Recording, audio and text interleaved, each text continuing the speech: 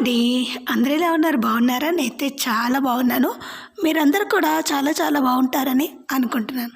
చూసారు కదండీ! విపరీతమైన గాలుంటుంది ఇక్కడ. సరే నాన్ స్టాప్‌గా గాలి అనమాట. బయట మనము అంటే సిటీలో ఉండే గాలి కంటే ఇక్కడ భయంకరంగా ఉంటుంది. మనం ఏం చేయలేము. వర్షం వచ్చినా సరే గాలితో పాటు వాన కూడా అలాగే ఉంటుందనమాట. అన్నీ ఇక్కడ ఎక్కువే. నేను నిన్న ఈ క్లిప్ చూపించాను కదండీ! మరెందుకు చూపిస్తున్నాను అంటే నిన్నటిదే అనమాట ఈ వీడియో. సో నిన్న ఎడిటింగ్ చేసి 2 వీడియోస్ పెట్టడానికి కొంచెం టైం లేకుంది. సో అందుకని మరి ఈరోజు అప్లోడ్ చేస్తున్నాను. అదంతా ఒలిచి పెట్టిన తర్వాత బాగా కడిగి కాస్త తడి లేకుండా ఆకుల పైన బట్ట పైన అలా ఆరబెట్టాను. సో తడంతా పోయిన తర్వాత ఇలా చాలా చిన్నగా కట్ చేసుకోవాలండి.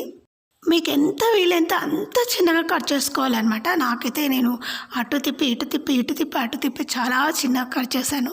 సో మీకు కుదిరితే మిక్సీలో అంటే మరీ పేస్ట్లా కాకుండా ఒక సైజులో కూడా ఒకసారి ఇలా మిక్స్ పట్టేస్తే కూడా వస్తుందేమో. అలా కాకుండా ఇంకా చిన్నగా ట్రై చేస్తే వస్తుందన్నమాట నేను చూపించిన విధంగా. లేదా మీకంటూ మీకు టెక్నిక్స్ ఉంటాయి కదా, ఆ వేలో కూడా కట్ చేసుకున్న బాగుంటుంది. ఇది మెంతికూర. సో మెంతికూర ఇది మన తోటలోదే అనమాట. సో ఆ తోటలోది కొంచెమే ఉంది, ఇద్దరికి సరిపోతుంది. ఇది కావాలంటే పచ్చడి కూడా చేసుకోవచ్చు. లేదనుకోండి ఇలా నేను కొద్దిగా ఉంది కాబట్టి ఈరోజు మేతి పరాటా చేస్తున్నా అండి. బాగా కూరని బాగా కట్ చేసుకొని ఒక గోధుమ పిండి తీసుకొని దాంట్లో కొంచెం జీలకర్ర ఇంకా చిన్నగా కట్ చేసుకోవాలి. ఉల్లిపాయలు కూడా ఇంకా పచ్చిమిరపకాయలు కూడా అంతే కట్ చేసుకోవాలి. అన్నీ కట్ చేసుకుంటే అక్కడక్కడ పంటకి తగులుతుంటే చాలా బాగా అనిపిస్తుందండి. మరీ పేస్ట్ లాగా వేస్తే కూడా బాగానే ఉంటుంది, కాకపోతే అవి తగులుతున్నప్పుడే దాని టేస్ట్ తెలుస్తుంది అనమాట. కొంచెం కారం కూడా వేసాను. కారం, ఉప్పు, అలాగే మనం కోసి పెట్టుకున్నటువంటి మెంతికూర అన్నీ వేసి బాగా అవి ఉంటాయి కదా ఉల్లిపాయలు, అవన్నీ విడిపోయేలాగా బాగా పిసికి కలపాలి. అది మామూలు ఒట్టి పిండిలోనే అనమాట. అప్పుడు అవి విడిపోతాయి కదా, అన్నీ ఈక్వల్గా కలిసిపోతాయి. సో ఇప్పుడు కొన్ని తగినన్ని నీళ్ళు కలుపుకొని ఒక పైన ఒక స్పూన్ అలా నెయ్యి, అంటే గట్టి పడకుండా పిండి పైన సో లేయర్ లాగా గట్టి పడకుండా కాసేపు మూత పెట్టి ఒక 10-15 నిమిషాలు అలా మూత పెట్టేసి తర్వాత పరాటా ఒత్తుకుంటే అయిపోతుందండి.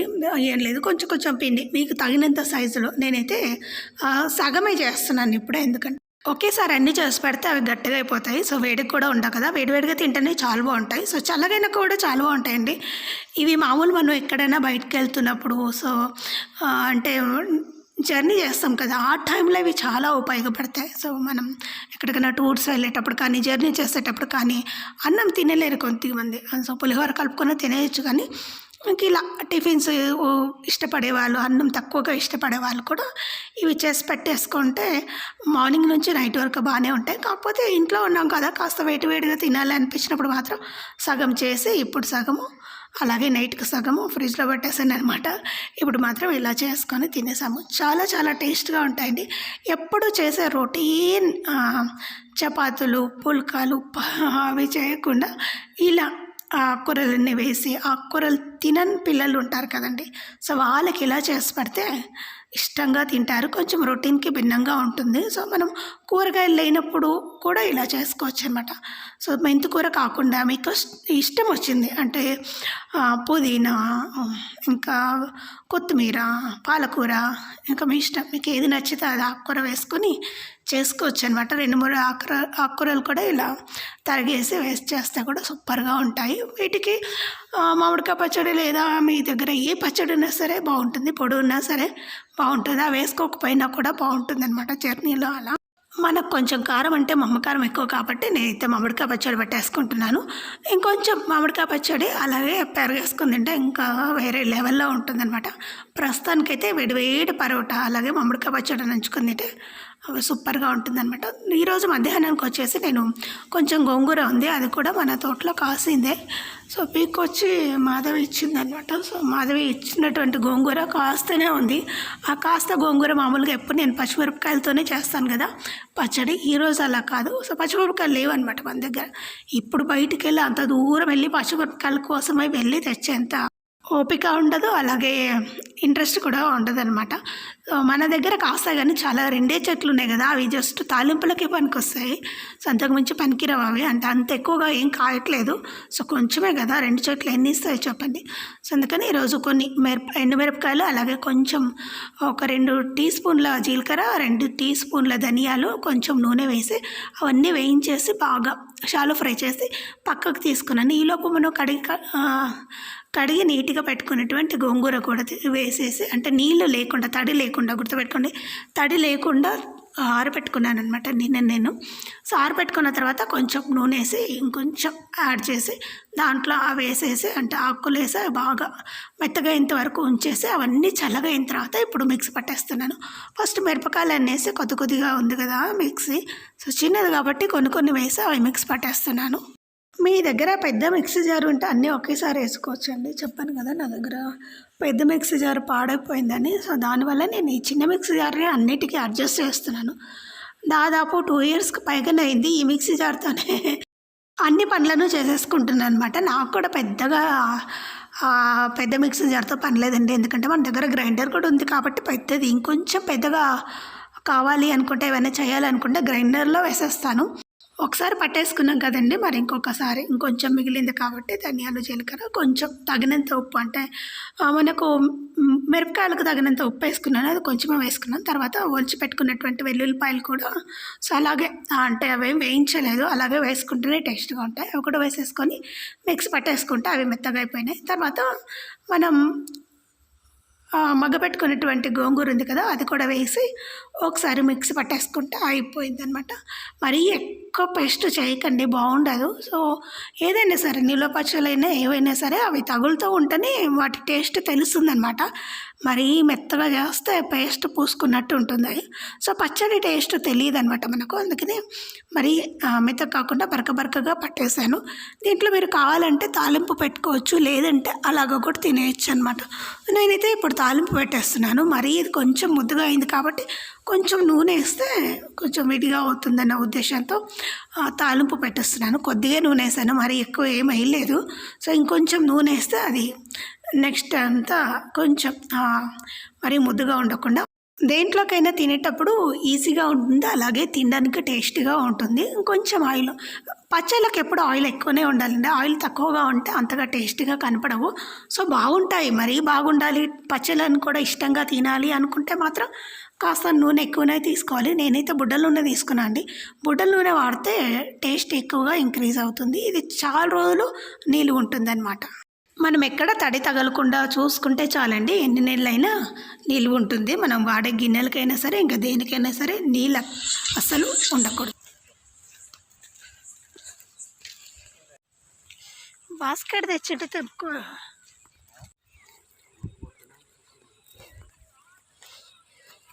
కొన్ని కట్ చేయాలా మరి ఇవి?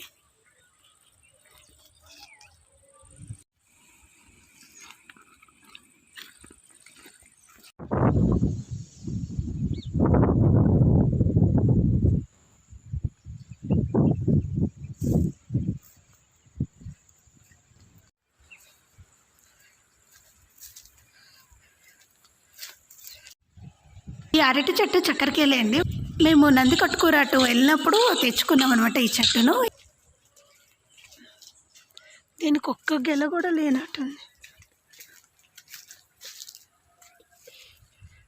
కింద పడిపోయింది అది ఒకటి.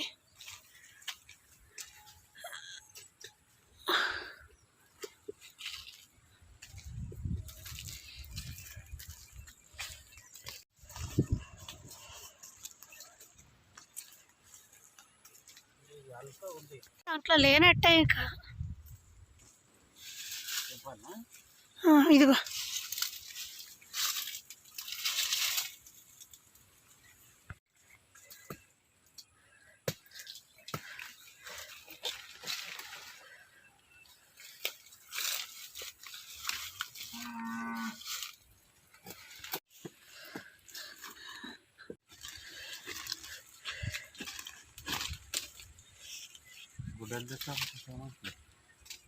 ఇప్పుడు ఎక్కడుంది? మన ఇంట్లో ఉందా లోపల? మన ఇంట్లో ఉంటే ఎక్కడ? మనం ఇద్దరమే కదా. చేస్తున్నావు?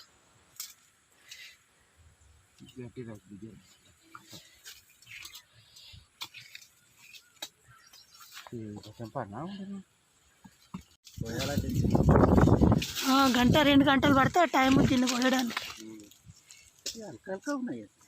కాయలేదు ఈసారి సరిగ్గా. మామూలుగా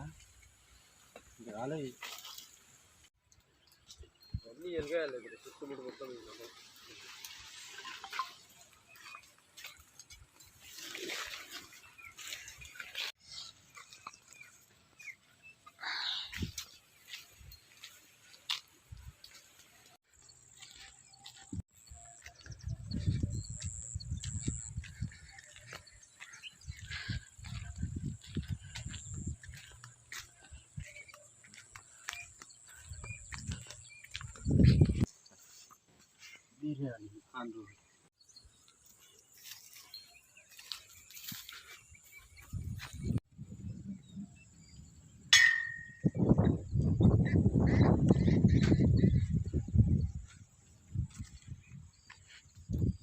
పనస చెట్టు దగ్గరకు వెళ్ళక చాలా రోజులు అయింది. ఆ పనసకాయలు కూడా కొయ్యలేదు. సో అలాగే ఉన్నాయి. సో ఈ మధ్య ఎందుకో అవి సరిగ్గా కాయట్లేదండి.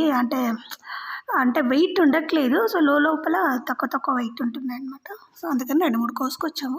ఇప్పుడు నేను వచ్చేసి అక్కడ టీ పెట్టే వచ్చేసాను అనమాట. టీ అయ్యేలోపు కొంచెం నేను ఇక్కడ వెల్లుల్లిపాయలు వస్తున్నాను, ఎందుకంటే పచ్చడి చేయాలి. సో ఆ పచ్చడి నెక్స్ట్ వీడియోలో షేర్ చేస్తాను. ఏం పచ్చడి అంటే చిన్న ఉసిరికాయల పచ్చడి అనమాట. సో ఇంతకుముందు చాలాసార్లు పెట్టానండి, కానీ మన ఛానల్లో అస్సలు అప్లోడ్ చేయలేదు. ఎందుకో ఏమో తెలియదు. ఆ ఉసిరికాయ పచ్చడి ఎన్నిసార్లు వీడియో తీయాలన్నా స్కిప్ అవుతుంది. ఒక్కొక్కసారి హడావిడిగా పెట్టాల్సి వస్తుంది.